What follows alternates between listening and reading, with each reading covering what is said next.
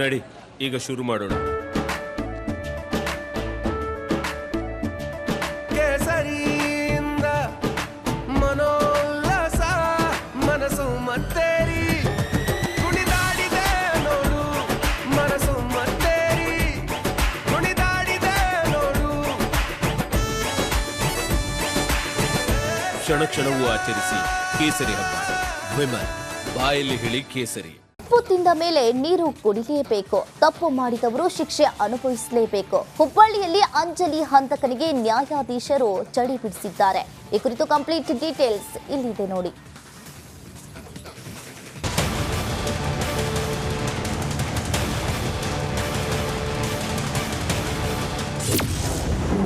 Judge ಎದುರು ಗಿರೀಶ್ ಕಣ್ಣೀರ ನಾಟಕ.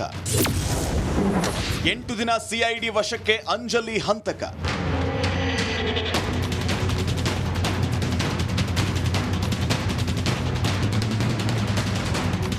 ಹುಬ್ಬಳ್ಳಿಯಲ್ಲಿ ಅಂಜಲಿ ಅಂಬಿಗೇರ್ ಹತ್ಯೆ ಮಾಡಿದ ಆರೋಪಿ ವಿಶ್ವ ಅಲಿಯಾಸ್ ಗಿರೀಶ್ನನ್ನ ಪೊಲೀಸರು ಕೋರ್ಟ್ಗೆ ಹಾಜರುಪಡಿಸಿದರು. ಈ ವೇಳೆ ಆರೋಪಿ ಭಾರಿ ಹೈಡ್ರಾಮಾ ಮಾಡಿದ ಅಂತ ಗೊತ್ತಾಗಿದೆ.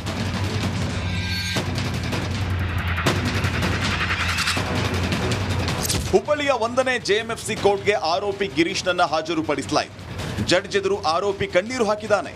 ಇದರಿಂದ ಕೆರಳಿದ ನ್ಯಾಯಾಧೀಶರಾದ ನಾಗೇಶ್ ನಾಯಕ್ ಆರೋಪಿಯ ಮೇಲೆ ಗದರಿದ್ರು. ಕೊಲೆ ಮಾಡುವಾಗ ಇದೆಲ್ಲ ಗೊತ್ತಾಗ್ಲಿಲ್ವಾ ಅಂತ ಪ್ರಶ್ನೆ ಮಾಡಿದ್ರು.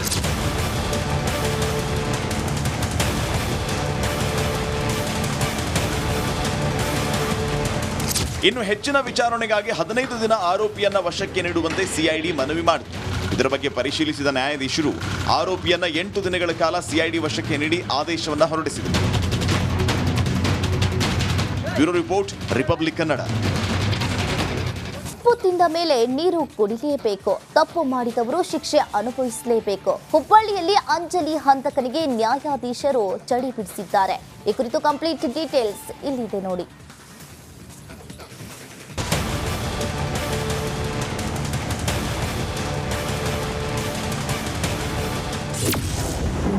ಜಡ್ಜ್ ಎದುರು ಗಿರೀಶ್ ಕಣ್ಣೀರ ನಾಟಕ.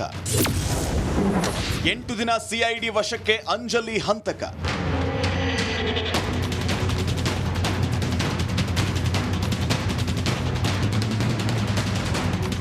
ಹುಬ್ಬಳ್ಳಿಯಲ್ಲಿ ಅಂಜಲಿ ಅಂಬಿಗೇರ್ ಹತ್ಯೆ ಮಾಡಿದ ಆರೋಪಿ ವಿಶ್ವ ಅಲಿಯಾಸ್ ಗಿರೀಶ್ನನ್ನ ಪೊಲೀಸರು ಕೋರ್ಟ್ಗೆ ಹಾಜರುಪಡಿಸಿದರು. ಈ ವೇಳೆ ಆರೋಪಿ ಭಾರಿ ಹೈಡ್ರಾಮಾ ಮಾಡಿದ ಅಂತ ಗೊತ್ತಾಗಿದೆ.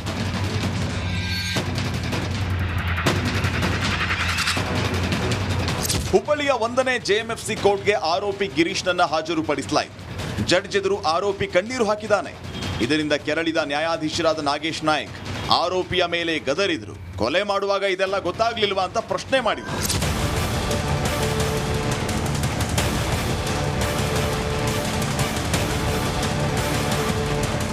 ಇನ್ನು ಹೆಚ್ಚಿನ ವಿಚಾರಣೆಗಾಗಿ 15 ದಿನ ಆರೋಪಿಯನ್ನ ವಶಕ್ಕೆ ನೀಡುವಂತೆ ಸಿಐಡಿ ಮನವಿ ಮಾಡಿತು.